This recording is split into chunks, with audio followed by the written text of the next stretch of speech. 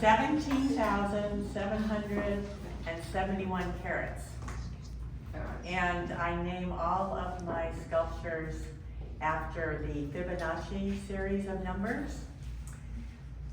A 12th century mathematician who lived in Pisa came up with the idea of adding two preceding numbers together. So for instance, 1 plus 1 is 2, 2 plus 1 is 3, 3 plus 2 is 5, 5 plus 3 is 8, 13, 21, 34, 55, etc. So that's I'm very intrigued with, it's a divine measuring system. You see Fibonacci numbers in nature for the Nautilus conch, same Fibonacci numbers.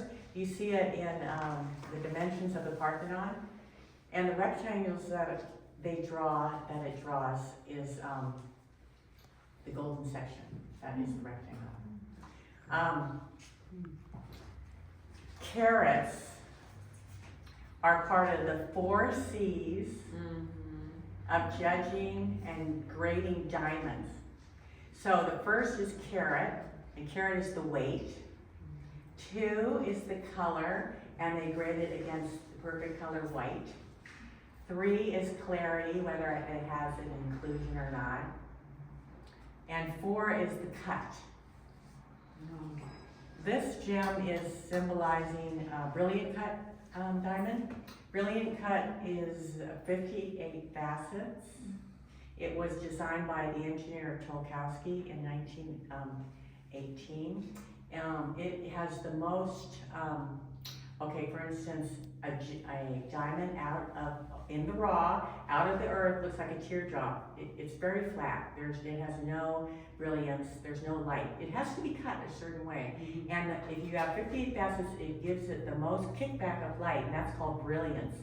And the prisms and the rainbows are called fire. Why are you so knowledgeable about Yeah, this? There's a story there, right? It's genetic.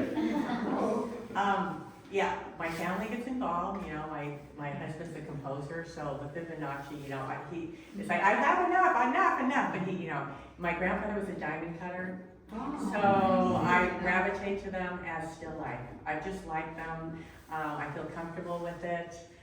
If I go to the Museum for Natural History, I go right to the gem department. Anyway, how I did this was with a compass, I drew on paper this form, and then laid the pieces of paper, made a pattern, and put it on these pieces of wood, recycled wood, cut it out, and made this form, and it's hollow inside.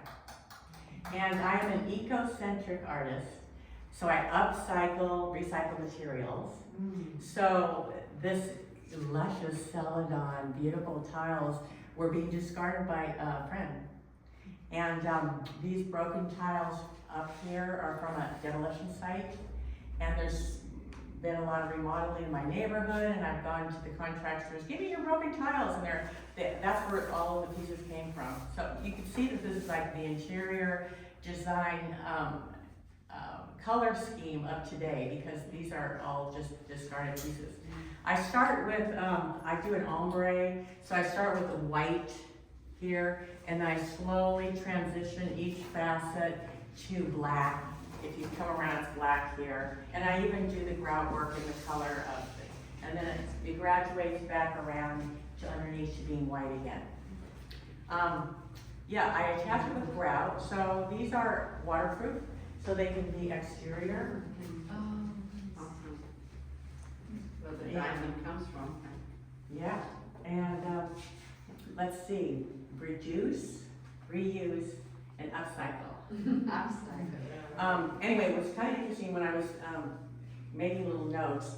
I realized this form here has 13 facets, which is a Fibonacci number. It just happened to come out that way. Any questions?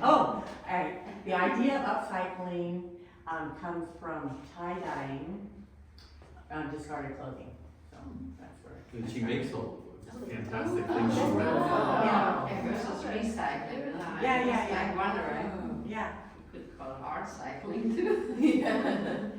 Cycling, very cool. Yeah, very cool. Do you think about the irony of working with diamonds and stuff that could have been trash, that the contrast is really fascinating to me? oh, that's a The good point. impermanence Yeah. against the. Yeah, Yeah, people have said this to me, you they said said, that some of this would have been jump thrown to away, jewel, right? someone Yeah, said that. exactly. Yeah, you're right.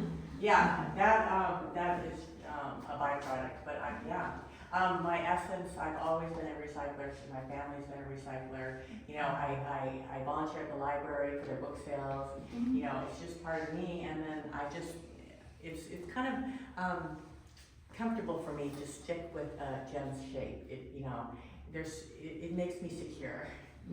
Like staying in the lines kind of, for me, yeah. Awesome. Very cool. Very cool. Emily, did you raise your hand? Oh, I didn't, but I I'm sorry. I did have a thought that, because I'm familiar with your 2D works as well, so how often do you switch between the two, and do you have them both ongoing? Yeah, I do, well, I don't multitask very well, so I will finish one piece before moving on to the next one. And then when I finish one piece for the next day, so I can get started, I will set up what the next thing is gonna be, so I know what to do when I get out of bed.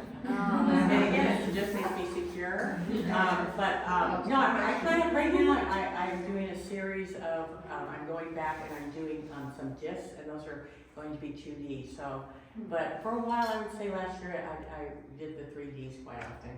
Yeah, I'll do both. Yeah. But you know what, I have one room that's just discarded stuff that a gem might look good on that, or these tiles, I just collect all this stuff, and then somehow, you know, it becomes a gem shape, you know, 3D or 2D somehow. It's sort of like I just wanna save it, or give it a home, or upcycle it, yeah. Cool, very cool. Thank you so much.